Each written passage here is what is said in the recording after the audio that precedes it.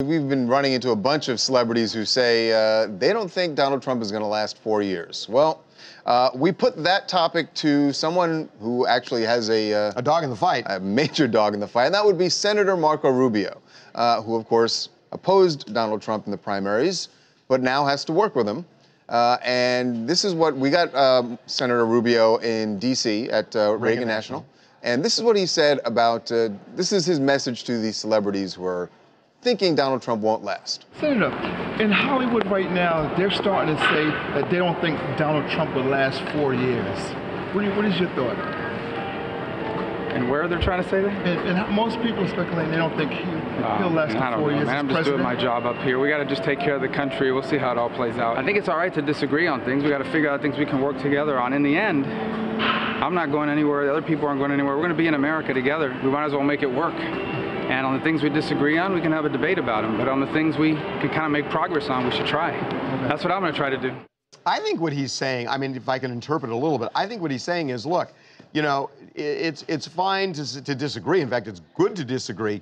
But to say, okay, we're just going to wait for him to crash and burn. He's saying, let's make everything work. Let's try and make stuff work. But everybody wants it to work out the way that they want it to work out. But Marco Rubio doesn't want it to work out the way Donald Trump wants it to work out. The way he said it, I will say this. I understand the theory of what he's saying. It's a little pie in the sky, though. Well, it's not just pie in the sky. I don't think it is. Eric pointed out, one of the smartest guys at this whole place, Eric this morning pointed out that it's actually hypocritical because while Obama was in office, all the Republicans did for 8 years was try to block and stop everything that he did. You're missing the point. Because they wanted it to work out the way they wanted it to work out. They disagreed with him, but they were on the floor and they were fighting the fight. Now, there may be gridlock in Washington and there may not be compromise, and that is a huge issue. But what he's saying is, look, he disagrees with Donald Trump. He has a lot of issues with him. But what he's saying is, I'm going to fight, I'm going to try and influence, I'm going to try and build coalitions. Right. And that's the way you do it. The people who are being shut up, people who are opposing Donald Trump, who are there on the floor and they are trying to get their point out. Rubio. Like Elizabeth Warren are getting shut down and being saying you can't speak. No, she got shut down. She's the only one that got shut down. But the point is also, he's talking about celebrities and stuff, right? They're not on the floor. The only way that they can kind of influence Donald Trump is by showing dissent and about like showing what they're not going to go for. They're just citizens. At the end of the day, they're just citizens like us. There is another. And the only thing they can do is protest. So Kanye West dares to actually go and try to influence him, and he gets torn apart. Steve Harvey goes, he gets torn apart. Martin Luther King III goes, he gets torn apart. Because that's freedom of speech. Well, no.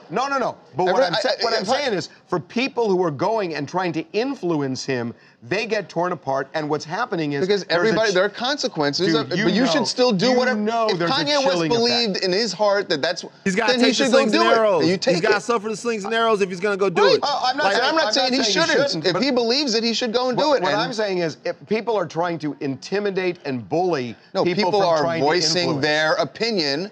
You tear Kanye apart. You call Steve Harvey an Uncle Tom. Who are you calling you? I didn't do any of that. What you're essentially doing here is you're saying no matter what the administration does, no matter how weird, callous, outlandish that they act, that we should keep trying to go back to them and go back to them and support everything and do all of that stuff until they see the light. It's not the way it works. Everybody should speak up for what they believe in. The administration is, look, Kanye West saw him before he became president and got torn apart. So in terms of people being open to it. He was president-elect. He was president-elect. He was not president. He wasn't in office for a day. Steve Harvey, not in office for a day. Okay. Martin Luther King III, not in office for a day. Okay, he hadn't been in office for a day, right? Right. However, he had campaigned a certain way. I understand that. Right, and had won a certain way. So it's over before it starts. The very way that he campaigned, Harvey, is exactly what he has done. John F. Kennedy. Everything. Wait a second. Is that not true?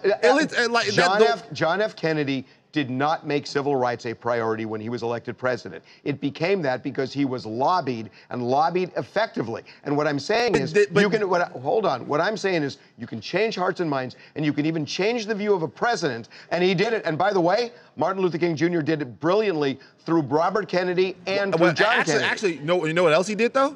Like Martin Luther King Jr. and everyone who he worked with they protested. They stopped using different things. They stopped using the bus systems. They stopped doing other things. They stopped patronizing certain things. They went into businesses that wouldn't accept them, and they sat there. And it's got to start sometime. So what I'm saying is, right now, the protesting is the way people are trying to get through to the White House.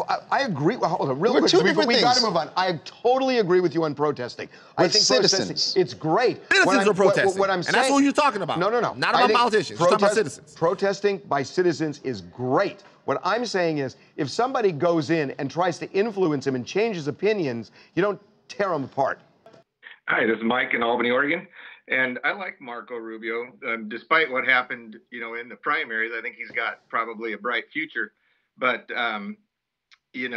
protest is one thing, and I don't know that daily protest for the next 4 years is going to accomplish much by celebrities. I think, the general public shows a lot of strength, but celebrities, I think, get eye rolls at this point. And but on the other hand, Marco or anybody from Congress really saying, get back to work and we need to work is kind of ironic when they work like 30 days a year maybe or something. Yeah, that's always. Mike, have you ever had dinner with Rubio? I'm just curious. No, I have not. Have you? Have you? Then it's Senator, not Marco. I'm sorry. Wow. Wow. That is rich coming from you. Make sure to subscribe to TMZ Live to keep up to date on the latest entertainment news. And if you want to keep watching, click on one of these videos right now.